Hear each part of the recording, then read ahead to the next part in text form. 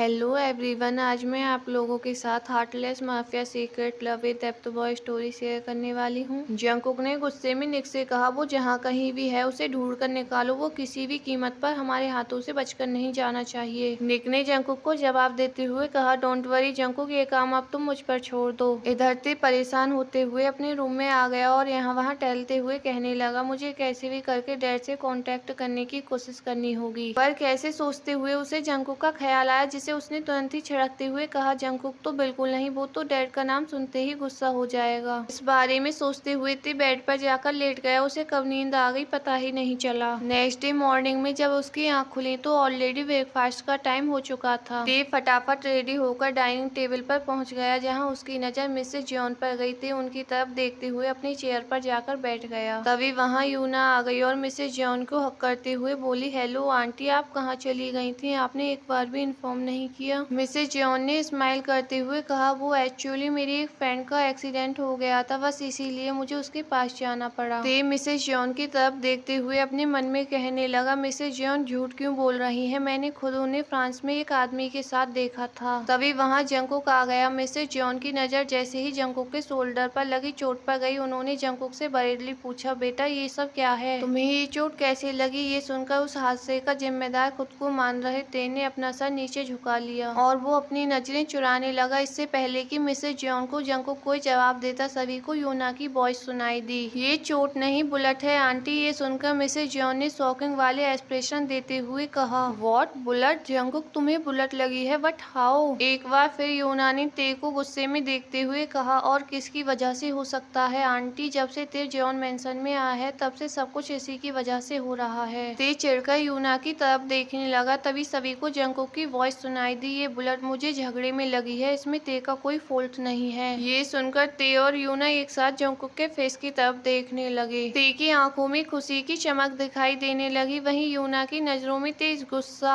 आखिर इतना कुछ होने के बाद भी जंकुक सारी जिम्मेदारी अपने ऊपर लेकर ते को उसकी हर गलती से साफ कर रहा था। आखिर वो ऐसा क्यों कर रहा था? ये सोचते हुए उसने अपने हाथ में पकड़े हुए फोन को और भी टाइट पकड़ लिया। सभी साथ में ब्रेकफास्ट कर रहे थे। तभी ते को उस मिस्टीरियस मैन के साथ मिलने के बारे में याद आया। ये याद आते ही ते ने जंकुक की तरफ देखा, जो पूरी तरह से अपना ब्रेकफास्ट करने में बिजी था। उसे देखकर ते ने अपने मन में सोचते हुए कहा, मुझे किसी भी तरीके से जंकुक से परमिशन लेकर यहाँ से बाहर निकलना होगा। मेरा उस मिस्टीरियस मैन से मिलना बहुत जरूरी है। जरूर वो मेरे बारे में कुछ ऐसा जानता है जिसके बारे में मुझे खुद भी नहीं मालूम। मुझे कैसे भी करके उस बारे में पता लगाना होगा। नाश्ते के बाद जंकुक लिविंग एरिया में बैठकर लैपटॉप पर काम करते हुए निक से कॉल पर बात कर रहा था। एलेक्स से कोई बात हुई? वो कब तक हमारे साथ डील फाइनल कर लेगा? निक ने थोड़ा परेशान होते हुए जवाब दिया, जंकुक एलेक्स से कांटेक्ट करने में थोड़ी प्रॉब्लम हो रही है, बट यू डोंट वरी, मैं जल्द से जल्द उसके साथ मीटिंग फिक्स करता हूँ। तभी जंकुक को तन्मय का कॉल आने लगा। जंकुक ने निक का कॉल डिस्कनेक्ट कर फौरन तन्मय का कॉल रिसीव किया। सर, उस टैक्सी ड्राइवर को होश आ गया है। जंकुक ने कुछ देर सोचने के बाद कहा, उस पर नजर रखो, मैं कुछ देर में वहाँ पहुँच रहा हूँ। जंकुक कॉल डिस्कनेक्ट कर सोफे से खड़ा होने लगा। तभी ते उसके सामने आकर खड़ा हो गया और नाराजगी दिखाते हुए फेस टर्न करते हुए बोला, मुझे बाहर जाना है। जंकुक उसकी तरफ कोल्डली देखने लगा, फिर कुछ सेकंड बाद अपनी डीप वॉइस में बोला, तुम कहीं नहीं जा सकते। ये सुनकर ते ने फौरन उसकी तरफ देखते हुए कहा, मिस्टर जॉन जंकुक, शायद तुम भूल रहे हो कि एयरपोर्ट पर हमारे बीच एक डील हुई थी, जिसमें तुमने साफ साफ मुझे हर चीज की परमिशन दी थी। अब जंकुक एक्सप्रेशन लेस फेस के साथ बस उसकी तरफ ही देखे जा रहा था और ते अकड़ में उससे नजरें मिलाकर खड़ा था। जंकुक उसकी तरफ बढ़ने लगा। ये देखकर ते एकदम से नर्वस हो गया और अपने कदम पीछे लेने लगा। जंकुक अपने ही एटीट्यूड में उसके सामने आकर खड़ा हो गया और कोल्ड वॉइस में कहा, फाइन, मैं वो डील फॉलो करते हुए तुम्हें हर चीज की परमिशन दे रहा हूँ, तो तुम भी मुझे लॉयल्टी दिखाओगे। तुम गलती से भी ऐसी कोई हरकत नहीं करोगे जिसकी वजह से तुम्हें या मुझे कोई प्रॉब्लम हो। Got it? ते ने जंकुक की आंखों में देखते हुए हाँ में अपना सर हिला दिया और जंकुक अपने कोल्ड फेस के साथ वहाँ से चला गया। ते अब भी वहीं खड़ा था और मन में कह रहा था, ते ये तूने क्या कर दिया? अब तुझे किसी भी कंडीशन में ये प्रॉमिस निभाना होगा। पता नहीं जंकुक के जरा सा क्लोज आने पर मुझे क्या हो जाता है, मैं खुद पर कंट्रोल क्यों नहीं कर पाता। फिर ते ने एक गहरी सांस लेते हुए कहा, मुझे उसके सामने खुद को वीक नहीं होने देना है। अगर अगली बार वो मेरे क्लोज आया तो मैं भी इस बार उसके सामने आई कांटेक्ट करते हुए ही बात करूंगा। ये बोलते हुए ते वहाँ से अपने रूम में रेडी होने के लिए चला गया। दूसरी तरफ केविन में बैठकर यूना कॉल पर अपने असिस्टेंट से बात करते हुए पूछ रही थी, मेरी बर्थडे सेलिब्रेशन की तैयारी कैसी चल रही है? असिस्टेंट ने जवाब दिया, सब कुछ आपके प्लान के अकॉर्डिंग ही चल रहा है। इधर ते जल्दबाजी में कैफे जाने के लिए रेडी हो गया। तभी मेंशन के एक सर्वेंट ने उसके डोर पर नॉक किया। जैसे ही ते ने डोर ओपन किया, सर्वेंट ने लो वॉइस में कहा, सर जल्दी चलिए, जंगकुक सर आपका नीचे वेट कर रहे हैं। ये सुनकर ते के फेशियल एक्सप्रेशन चेंज हो गए और उसने चौंक कर कहा, जंगकुक सर नीचे वेट कर रहे हैं मतलब? उस सर्वेंट ने जवाब दिया, क्योंकि वो आपको लेकर बाहर जाने वाले हैं ना। ये सुनकर ते टेंशन में उस सर्वेंट के फेस की तरफ देखने लगा और परेशान होकर अपने मन में कहने लगा, ये तो सब उल्टा हो गया। अगर जंगकुक खुद मुझे लेकर वहाँ गया तो मैं उस मिस्टीरियस मैन से कैसे मिलूंगा? नहीं ते, ऐसे तो गड़बड़ हो जाएगी। अगर जंगकुक को देखकर वो मिस्टीरियस मैन मुझसे मिलने नहीं आया तो मुझे इस बारे में कुछ सोचना होगा। ते टेंशन में जंगकुक से बचने के लिए कोई प्लान बनाने की कोशिश कर रहा था। तभी उसे सामने खड़े सर्वेंट की वॉइस सुनाई दी। ते सर, ते ने उस सर्वेंट की तरफ देखते हुए कहा, या आई एम कमिंग। ते उस सर्वेंट के साथ नीचे लिविंग एरिया में आ गया जहाँ जंगकुक खड़ा हुआ था। ते के आते ही जंगकुक मेन डोर की तरफ जाने लगा। ते ने उसे पीछे से रोकते हुए कहा, क्या तुम भी मेरे साथ चलोगे? जंगकुक वहीं रुक गया और कोल्डली ते की तरफ देखने लगा। ते ने हिचकिचाते हुए कहा, आई मीन तुम्हारी तबीयत पूरी तरह से ठीक नहीं हुई है, तुम बिना बात के परेशान होगे, मैं तुम्हारे बॉडीगार्ड के साथ चला जाऊंगा। ते को इतनी स्वीटली बात करते हुए देखकर जंगकुक को कुछ अजीब लगा। उसने ते को डाउटफुल आइज से देखते हुए कहा, मुझे कोई प्रॉब्लम नहीं है, बट आई थिंक मुझे लग रहा है तुम्हें मेरे साथ जाने में जरूर कोई प्रॉब्लम हो रही है। ते ने घबराते हुए फौरन जवाब दिया, नहीं तो मुझे क्यों प्रॉब्लम होगी, मैं तो बस तुम्हारी हेल्थ के बारे में सोच रहा था। तुम्हारी इंजरी अभी पूरी तरह से ठीक भी नहीं हुई है और तुमने भागदौड़ शुरू कर दी है, बस इसीलिए। अपनी बात खत्म करके ते ने अपनी नजरें फेर ली। अब वो जंगकुक से बिल्कुल भी आई कांटेक्ट नहीं कर पा रहा था। ये देखकर जंगकुक कोल्डली उसकी तरफ आने लगा। ते की हार्ट बीट फिर से फास्ट हो गई और वो नर्वस होकर पीछे की तरफ जाने लगा। तभी उसे खुद से किया हुआ प्रॉमिस याद आया और ते अपने मन में कहने लगा, डर मत ते, जो तूने डिसाइड किया था वो ही कर। तुझे जंगकुक के सामने बिल्कुल भी नर्वस नहीं होना है। ते वहीं रुक गया और खुद को स्ट्रॉन्ग दिखाते हुए जंगकुक की आईज में देखने की कोशिश करने लगा। जंगकुक उसके करीब आकर रुक गया और उसकी आंखों में देखने लगा, जिसकी वजह से ते की हार्ट बीट और भी ज्यादा फास्ट हो गई। उसने फौरन अपनी नजरें मोड़ ली और 2 कदम पीछे हट गया। जंगकुक की गहरी इमोशनलेस आईज आज खाली नहीं थी, वो कुछ बोल रही थी जिन्हें ते अपनी नर्वसनेस के कारण देख नहीं पाया और जल्दबाजी में मेन डोर की तरफ चला गया। इधर मिसेस जॉन अपने रूम में टहलती हुई कॉल पर फैंग से बात कर रही थी। आजकल जंगकुक उस बॉय को लेकर काफी ओवर प्रोटेक्टिव हो रहा है, लेकिन मुझे ये अब तक क्लियर नहीं हो पाया है कि वो ये सब जॉन के कहने पर कर रहा है या फिर मामला कुछ और ही है। कॉल पर कनेक्टेड फैंग फौरन बोला, तुम दोनों पर नजर रखो, मामला चाहे जो भी हो, फायदा तो दोनों तरफ से हमारा ही होगा। मिसेस जॉन एविल स्माइल करते हुए बोली, जंगकुक और ते को तो अभी इसका अंदाजा भी नहीं है कि वो हमारे लिए किस खजाने की चाबी हैं। इधर कार में बैठा ते मुंह बनाकर जंगकुक की तरफ ही देखे जा रहा था और मन ही मन उससे पीछा छुड़ाने के बारे में सोच रहा था। तभी अचानक से जंगकुक ने कॉफी शॉप की तरफ गाड़ी घुमाने की बजाय किसी और ही रास्ते पर टर्न कर ली।